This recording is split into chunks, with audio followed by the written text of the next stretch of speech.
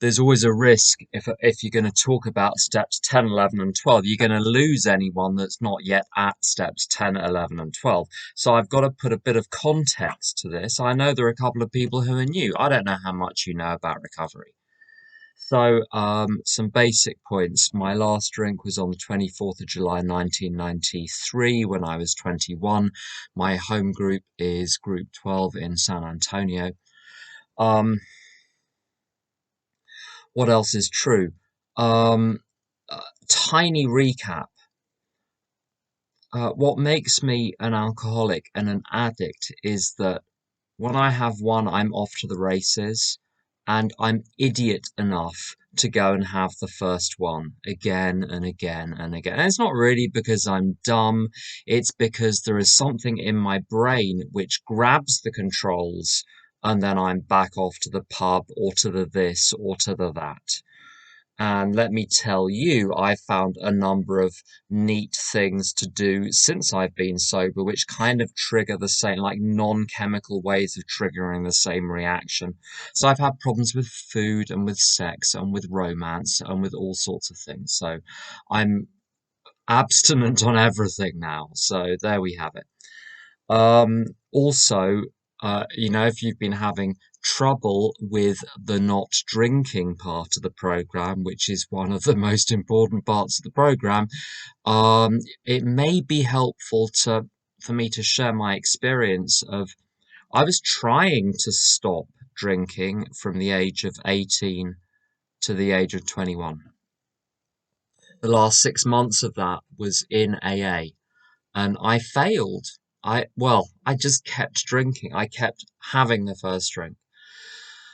I'm one of those poor sods, that's probably a technical term, who had to basically just buckle down and do everything that was being asked of me by the toughest people in AA just to stop relapsing.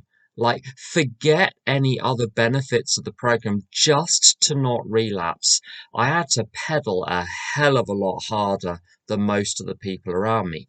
But here's the thing, because I was pedaling way harder than almost anyone I saw around me, I was getting huge benefits that they weren't getting. So was it a blessing? Was it a curse?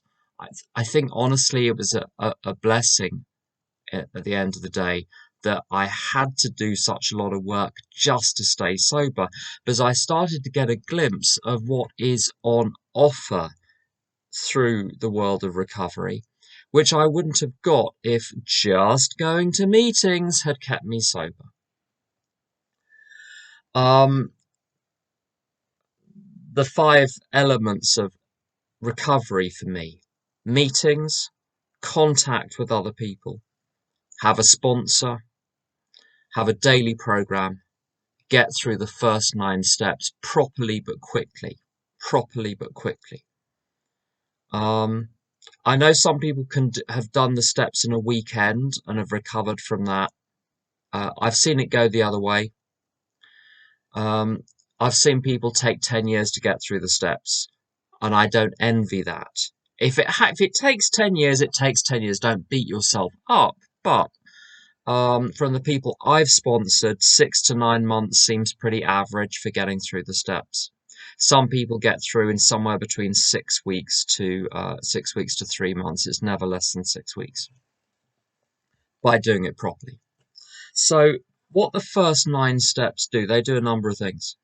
Uh, if you're not familiar with the solution that AA and CA, which both use the big book of Alcoholics Anonymous, if you're not familiar with the solution that they offer, even if you see, you can be going to these fellowships for years, and I didn't have a full understanding of what is in that book. I mean, the book was not really central in the first few years of me being in AA. When it says in step 3, we made a decision to turn our wills and our lives over to the care of a higher power. They actually meant that when they wrote it. I mean, the thing is, you hear it so often, especially if at your home group they read out the first 2.5 pages from how it works. I mean, every group I went to for the first few years did that. Things have changed now. There's a bit more variety, but I heard it day in, day out. Certainly in America, every single meeting starts the same, pretty much. You hear, "Turn our will and our lives over to the care of God," blah blah blah blah blah, and you hear it so often it ceases to have any meaning. But if you think about what that actually means, it means your whole life. I mean, that's kind of a big thing, to turn your life over to a higher power. I was only willing to entertain that idea because I was making a hash of my life drunk and I was making a hash of my life sober. If, having stopped drinking, everything was tickety boo, I wouldn't have needed to take step three. I took step three because my life was burning down around me.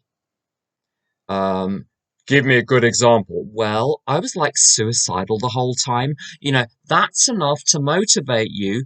That's enough to get you to believe maybe something is going wrong here. I would say to my sponsor, "I'm depressed." He said, "I'm not surprised. Your life is depressing. If I had your life, I'd be depressed. If I believed the things you believe, if I thought the things you thought, if I did the things you did, I would be depressed too." Luckily, the practical side of turning your will and life over to a higher power boils down to two things. Firstly, in a practical sense, there's some other stuff too, but basically, it boils down to get through the first 9 steps, live in steps 10, 11, and 12. So use steps 10, 11, and 12 as your design for living, as your method of getting through the day. So the first 9 steps, they establish the groundwork. Um, they taught me a few things. Firstly, how not to be upset by shit that goes on, which is a basic tool of life. I mean, most people don't come into recovery knowing how not to be upset by shit that happens. Um, I learned how to tell the truth about what is going on so I don't carry around a knapsack of dirty little secrets. I learned how to make amends to people, to rebuild relationships when I mess them up. Those are the main things. And I learned that my life looked the way it looked because of the way I was operating the machinery. What's the machinery? What I believe, what I think, what I do. Those are the only things I can control. What I believe, what I think, and what I do. By think, I mean the thoughts that I allow to progress through my mind in real time. So the position step 9 left me in was that I'd forgiven all the people I needed to forgive, which meant I'd released the judgment. I'd released them from my judgment. That's what to forgive for me means. I didn't have any secrets left. I'd stopped behaving in a way which harmed other people. Um, I'd paid back the money, all of the money. I'd done my utmost to make amends, which meant that I was asked in 8 or 9 to cast around in my mind for every relationship where there was some unresolved tension, and then to do whatever I could to resolve that tension. I got to that point, there was just nothing more to do. It says an interesting thing. If you want to follow along in the big book, we're on page 84 at this point.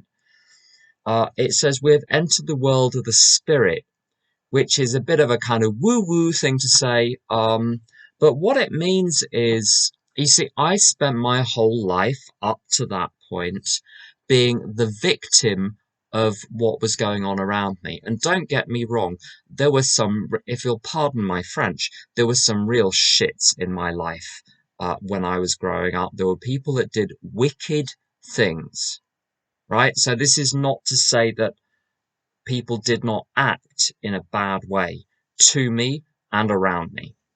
That happened. But as an adult, I get not to be victimized by that. And that means two things. It means that at the point of impact, although I'm going to have feelings at the point of impact, they don't get stuck. I mean, when I got to AA, all of the bad things that ever happened were like records which had got stuck and were all playing at the same time.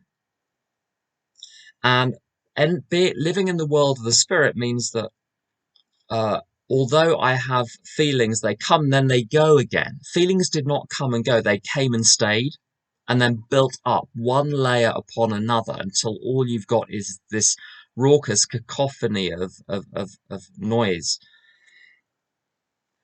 Um, World of the spirit. So to be free of the world in that, I still have to operate in it.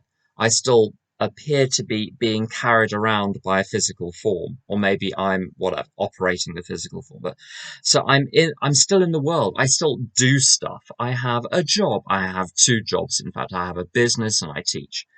I have a family. I have people I look after. I have sponsees. I have home groups. I run. I do stuff. But I'm not a victim of the world. There is a buffer between the world and me.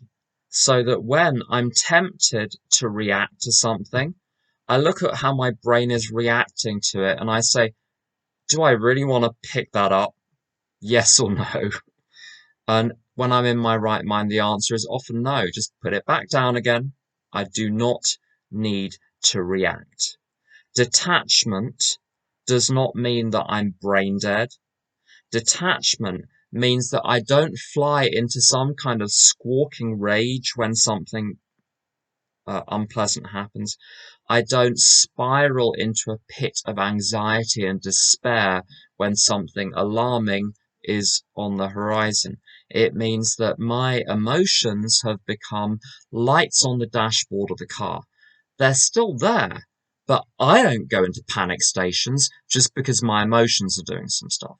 So I've stopped being my emotions. My emotions are something which are going on and they provide some information. It's like, I don't know what your car is like. There are these little orange lights and they don't really tell you very much. They tell you that something is wrong, but they don't give you much information. You have to get a mechanic in to see what is wrong.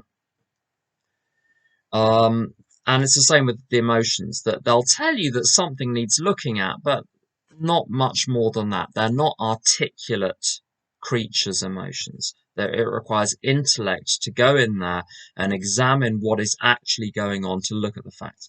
So the world of the spirit is a different way of, there's nothing really woo-woo about it. It's a woo-woo phrase. But in practice, to me, it means a completely different way of operating in what would otherwise be a very alarming planet to be living on.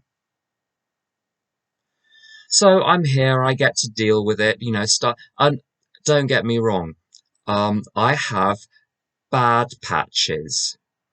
Um, the bad patches are a lot shorter than they used to be, and even when I'm in one, I know I'm in a bad patch and it's kind of not reality that my software is malfunctioning and I'm overreacting to shit. Okay, so that's the position that the first 9 steps place me in. But the question is, there are some religions where people get saved, and that's a great thing, but what do you do the next day? And it's like that with the first 9 steps. You complete the first 9 steps. Woohoo, you're now recovered. Yeah, but you've still got to fill the day with something. And that's where the last 3 steps come in.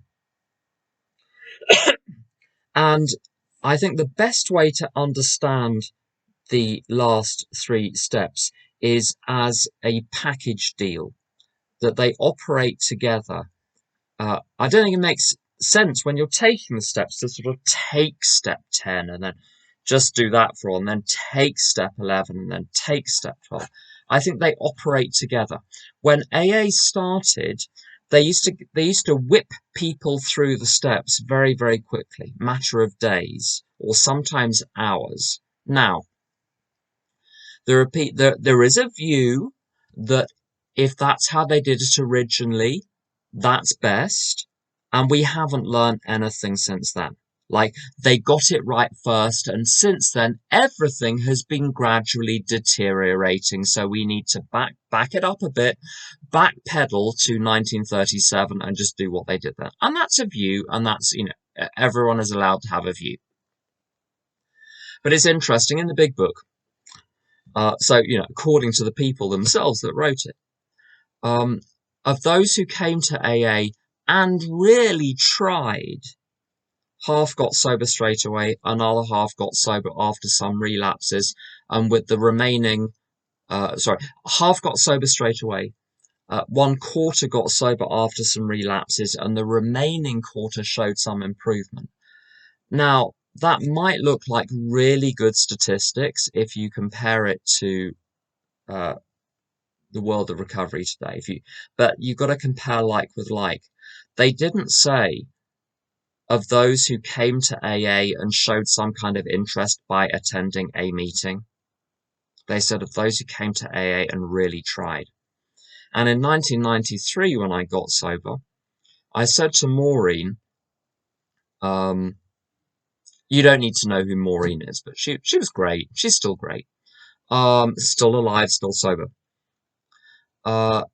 She was around 17 years sober at the time. And I said, is it true what they say in the big book that rarely have we seen a person fail who has thoroughly followed our path? And she said, honestly, in her 17 years, she'd never seen anyone fail who just kind of did what they were told and just did it promptly and thoroughly. And, you just, to be one of the good kids at the front of the bus.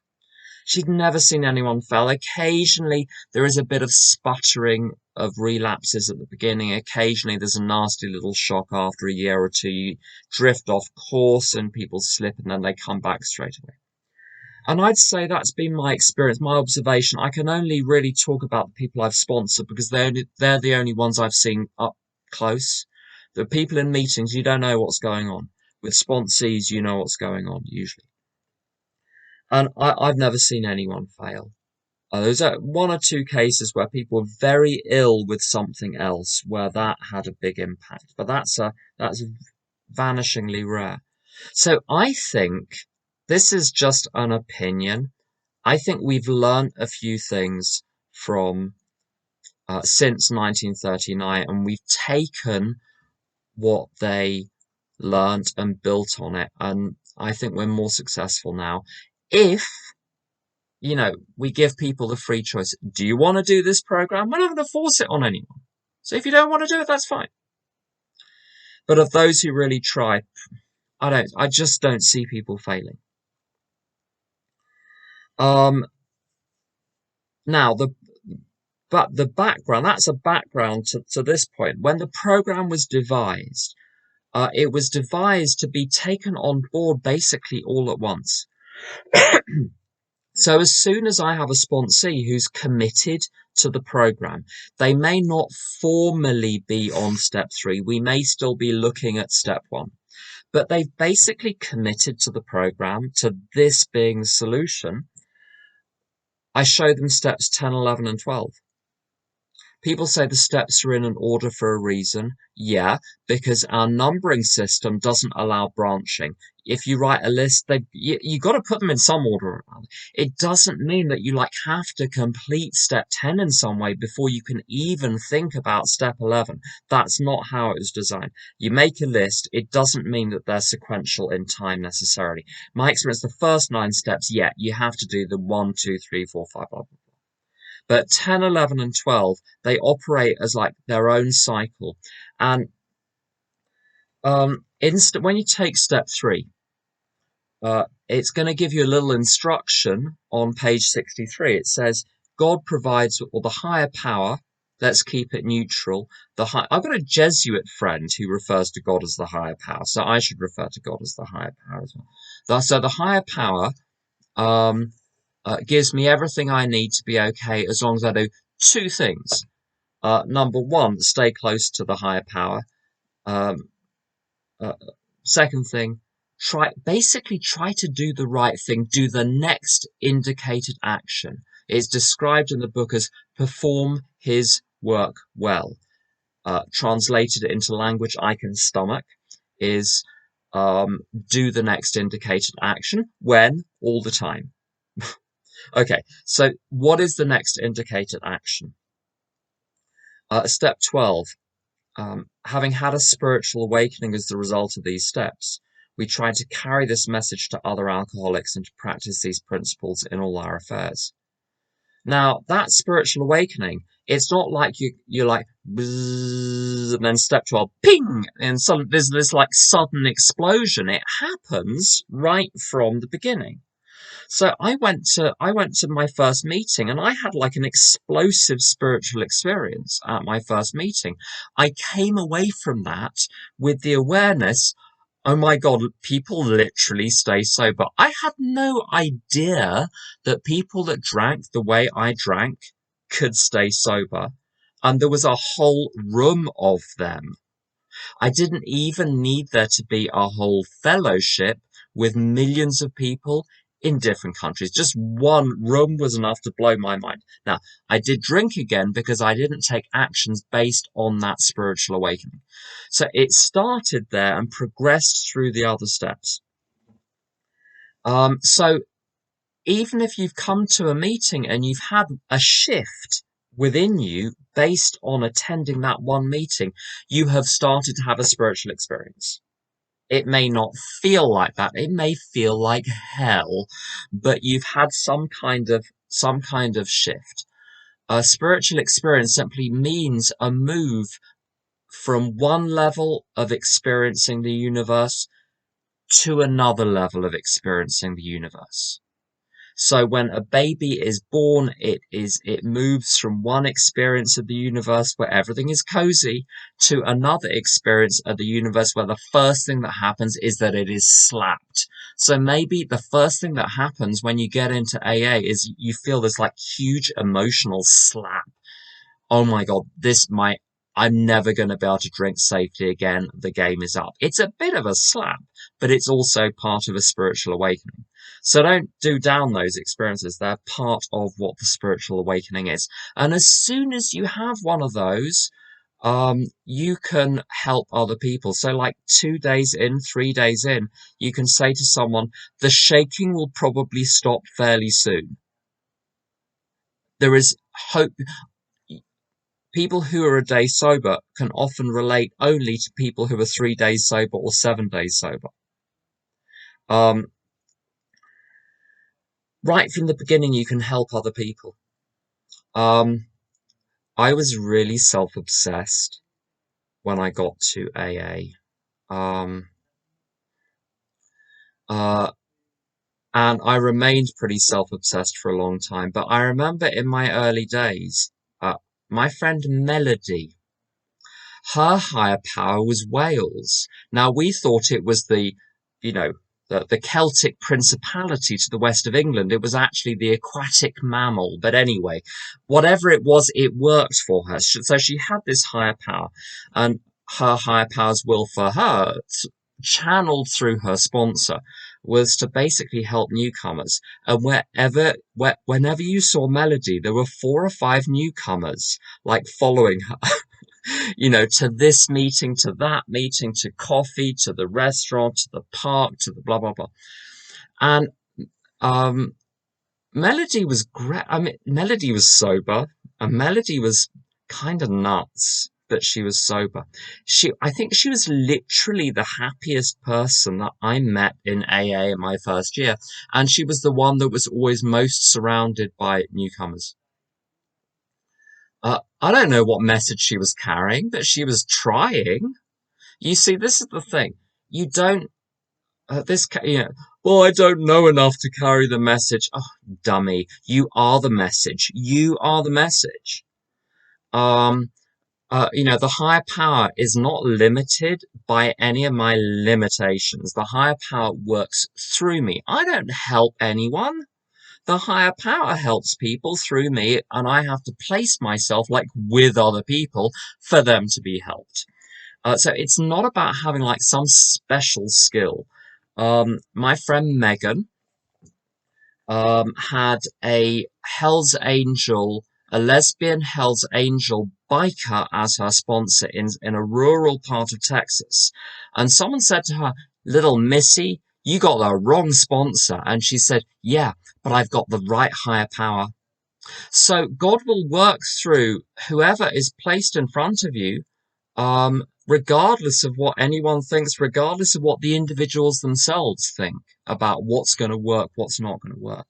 It's about making myself available to the process which works through me. As I say, I don't do anything. I just turn up, make myself available. So carrying the message. Um,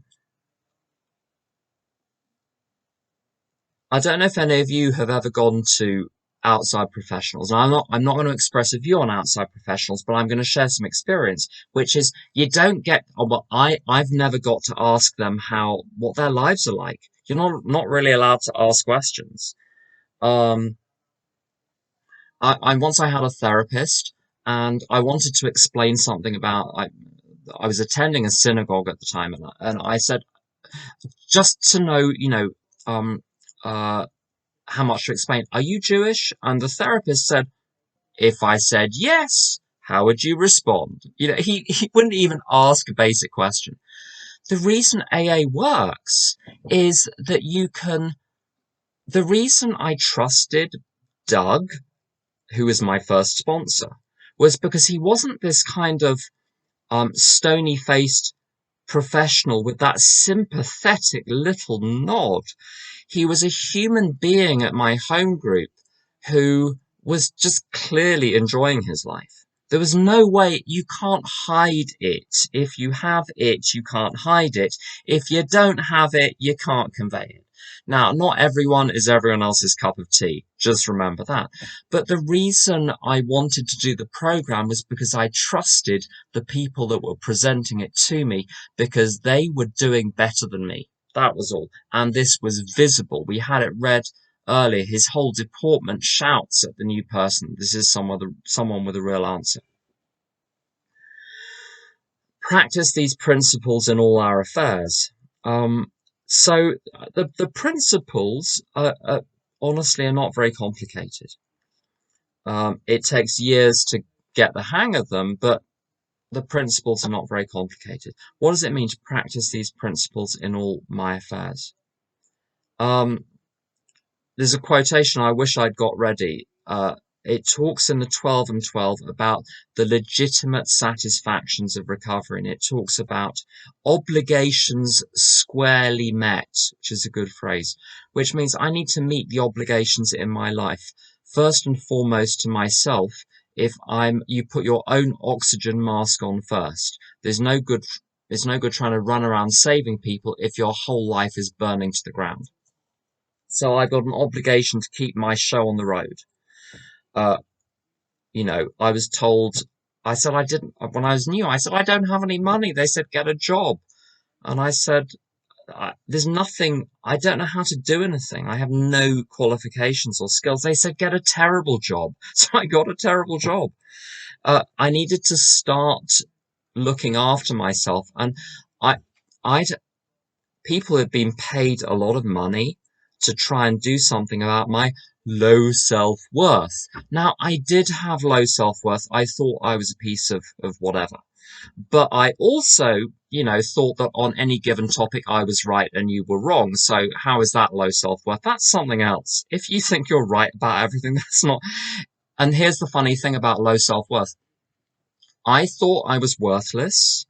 And the people around me said, "Oh no, we love you, and you can do this and you can do that, and you're great for this reason, you're great for that reason."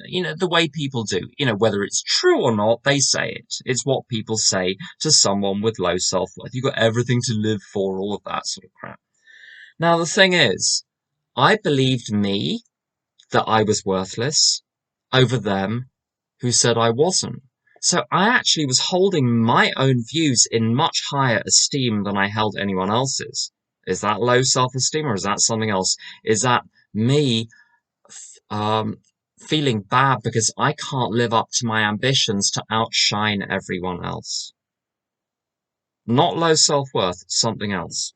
but it presents as low self-worth. But I tell you, when I got my first job, I was about 8 seconds sober. Um, I got a job working in the canteens of British Gas in a basement. And at the end of the first week, something happened that just blew me away. They gave me some money. All I'd had to do was like turn up and do some stuff, like do what I'd saw, and they actually gave me money.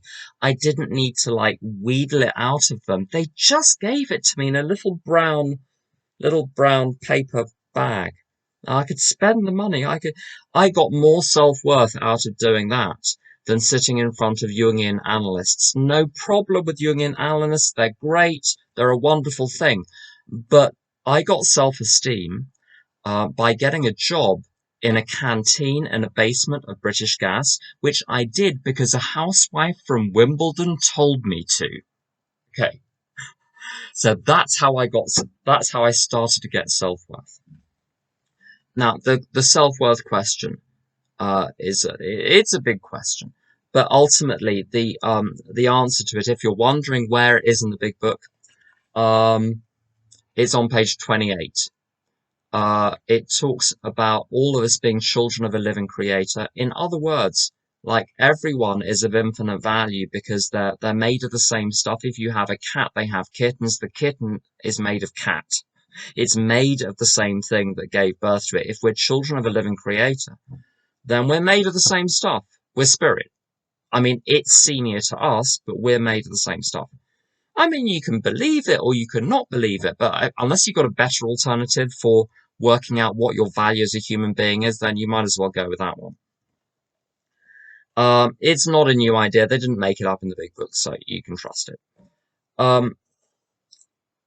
Practice these principles in all my affairs means looking after my life, being responsible for my life, saving the only life I can save, which is my own. And then that example helps other people. I can't fix, change, or control anyone. I can't rescue anyone. However loudly and pitifully they bleat, I cannot rescue anyone. I know because I've tried. The only thing I can do is share my experience of how I cannot rescue myself, but a higher power can. If I take certain actions, and I am responsible for taking those actions.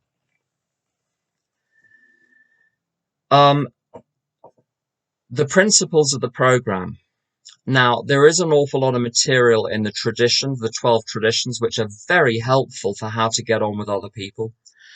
There is a lot of information in the 12 concepts for world service about how to get stuff done. If you're working together with other people, how decision making takes place and how the work gets done on the basis of that decision making.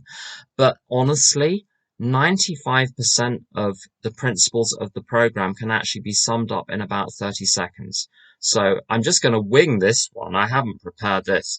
But basically, okay, try this.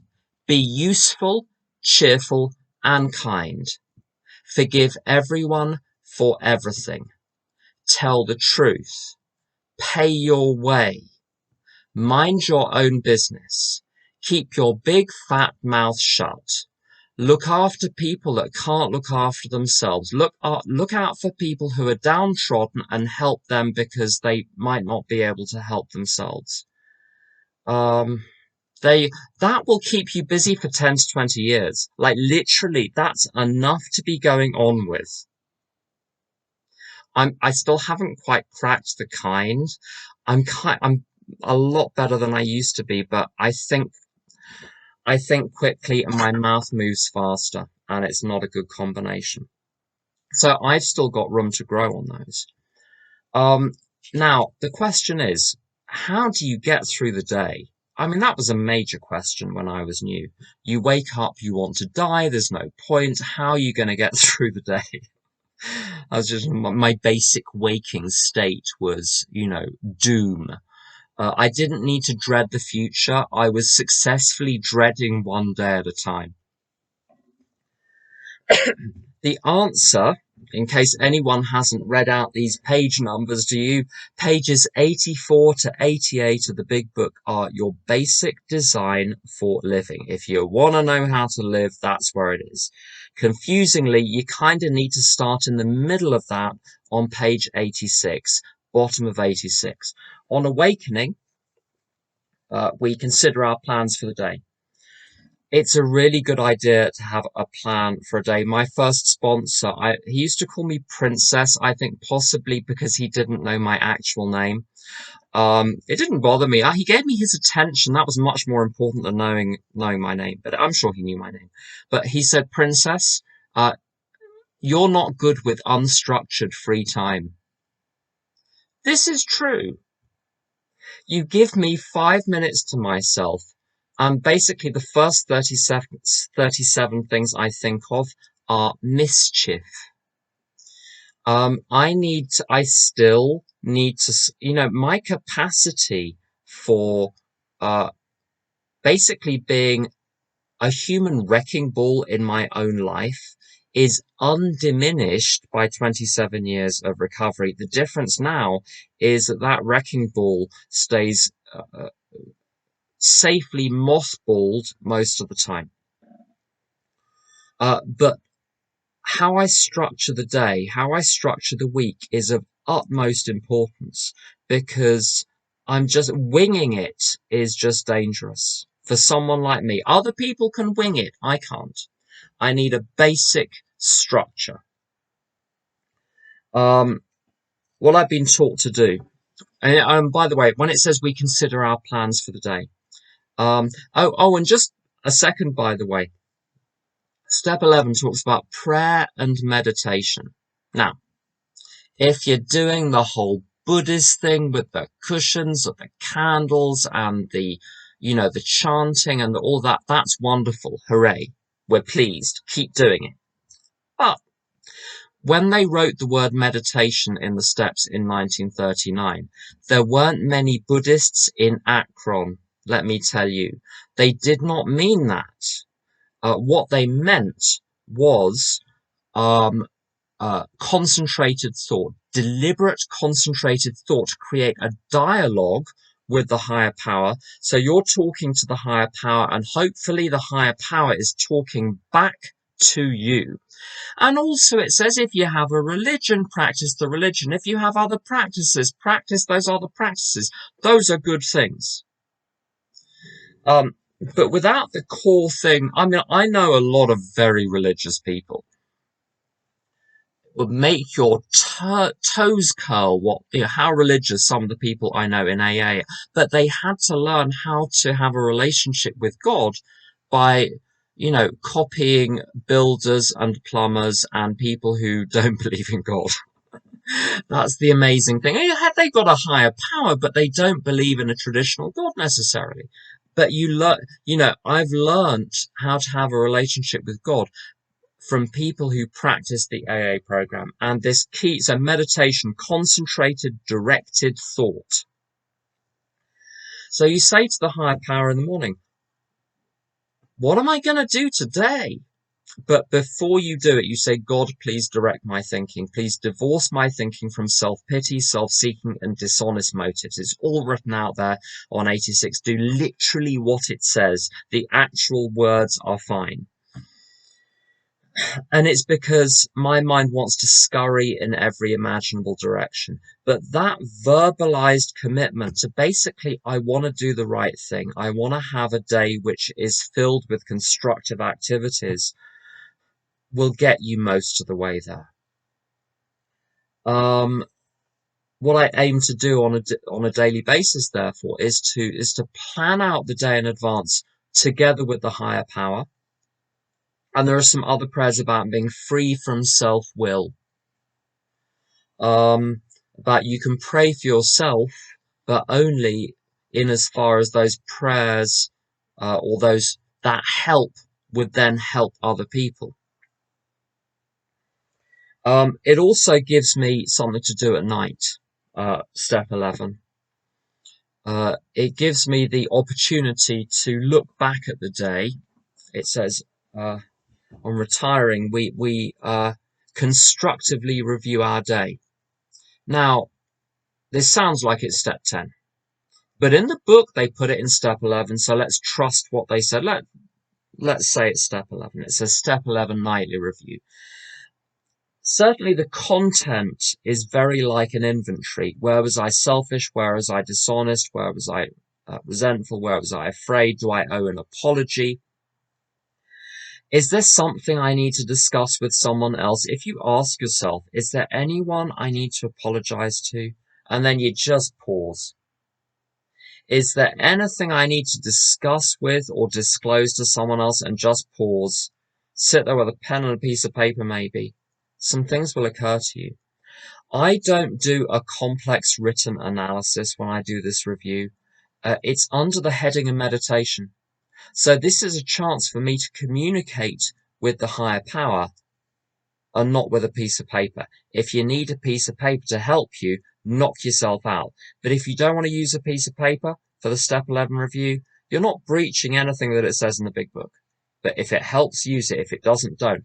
I go through phases. If I start writing, I forget who I'm talking to, which is my higher power. And it becomes about me analyzing myself one more time and ending up down some kind of weird analytical rabbit hole where I'm going round and round and round and round and round with analyzing my fears and my resentment, blah, blah, blah.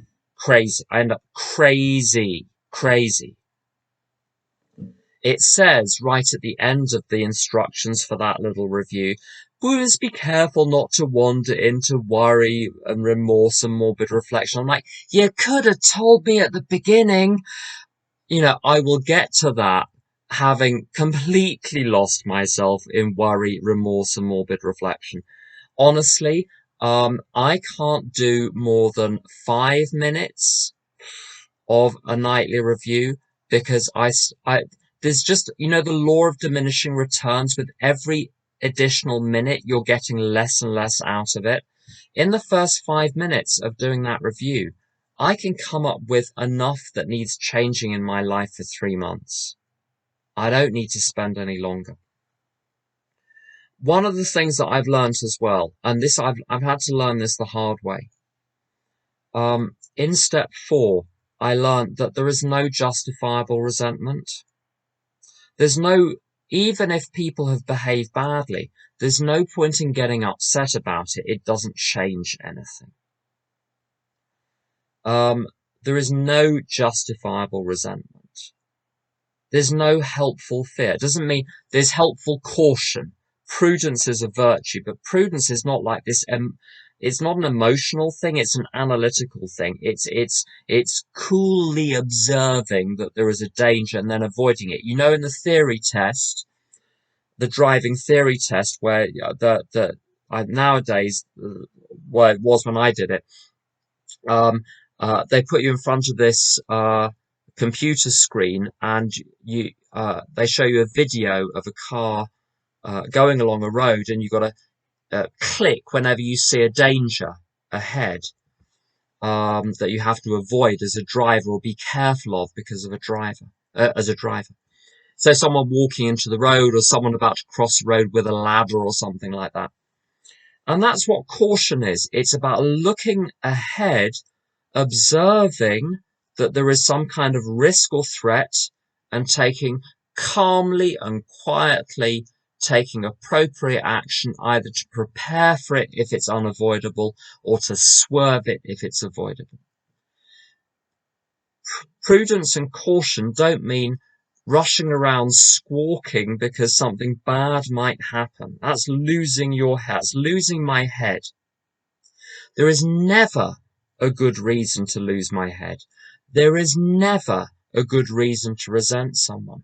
So I don't need to analyze it when I get frightened. I don't need to analyze it when I get resentful.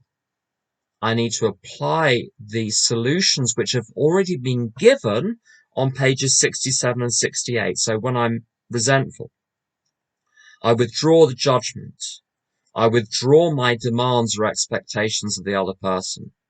I try and empathize with them, then I extend love. With fear, we ask God to remove the fear and turn our attention to what He would have us be. So to remember that I'm in the employment of my higher power is a good employer, I'm going to be looked after. And then say to God, what do you want me to do about this? So, now some people may need to do more analysis than that. I don't find it helpful. There's no right and wrong here. If you do half an hour on your step 10, step 11 at night and it's helping, then, don't let me stop you. But if you can't handle more than 5 minutes, me too. Okay, just so you're not the only one. So step 11 provides me with a structure for the day. Get up in the morning. God, what do you want me to do? When I get to the end of the day, what went well, what went badly, what am I going to do differently tomorrow in belief, thought, and action? Step 10 is what carries me between those two home bases of being with the higher power. And if you think about it like this, there are 3 levels at which we do inventory in AA. The first one is the step 4. And that's like taking your car in for a service. Maybe your car's never had a service, so it needs to have a pretty serious service. And then after that, once a year you take it in for a service, or if it completely goes kaput. And that's like step 4. And then, there's some daily stuff. When I get out of my car, I sort of glance at it, see if anything's happened to it without me noticing. You keep an eye on it. There's daily stuff. You have to fill it with petrol. You have to do some other things. And then there's the actual driving. And that is like the daily inventory that I do in step 11 at night. But then most of the time, what you have to do with the car is adjust the steering wheel. And that's what step 10 is. It's about, in the big book, different in the 12 and 12, but in the big book, it's about keeping an eye on my own mind and my conduct. But my conduct comes from my mind, so it's really about my mind. It's about taking a critical distance, sitting at a critical distance from what is going on in my mind and saying, do I want to believe this? Do I want to follow that path? Do I want to redirect my thinking to something more useful? When my thinking is not constructive, when it's aggressive or violent or fearful or full of guilt or shame, whenever it's gone off track, the job is to adjust the steering wheel, get it back on track. And what does that mean? It means coming back to the moment. It means coming back to the task at hand and redirecting my attention towards that.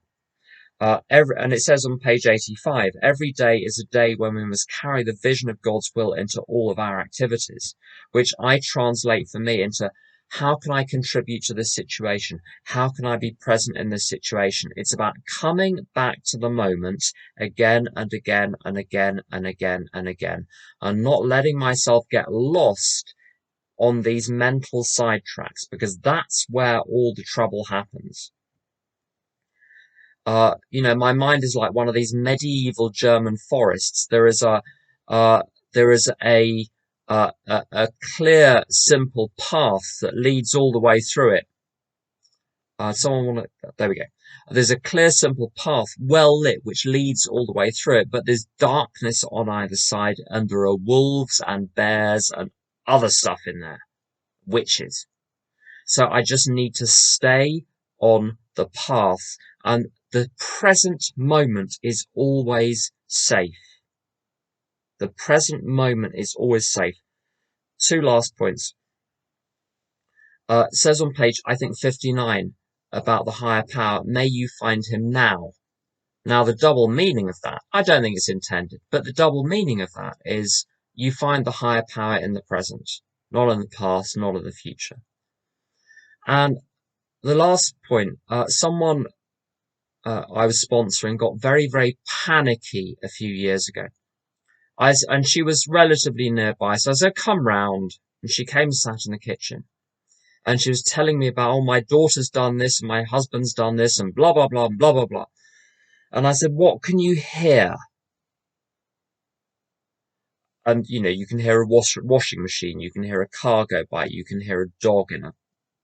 And I kept bringing her back to, what can you hear? What is actually happening right now? What can you feel in your body right now? If you feel fear, where do you feel the fear in your body? What is anything? And I did with her what had been done with me. People would say repeatedly, is anything bad happening to you literally right now? No, but, and then I'd tell the story. And then eventually someone, having asked 100 times, said, is anything bad happening to you literally right now? And I said, no. And there was no but. And I was okay. Once you've been released once from that, you're never the same again. Because you will always know at some level that you're lost in the dream. Once you've been released from it once and realize you can be okay now, whatever is going on in your life, you literally never need to drink or take drugs again. I'm going to stop there. Thanks for listening.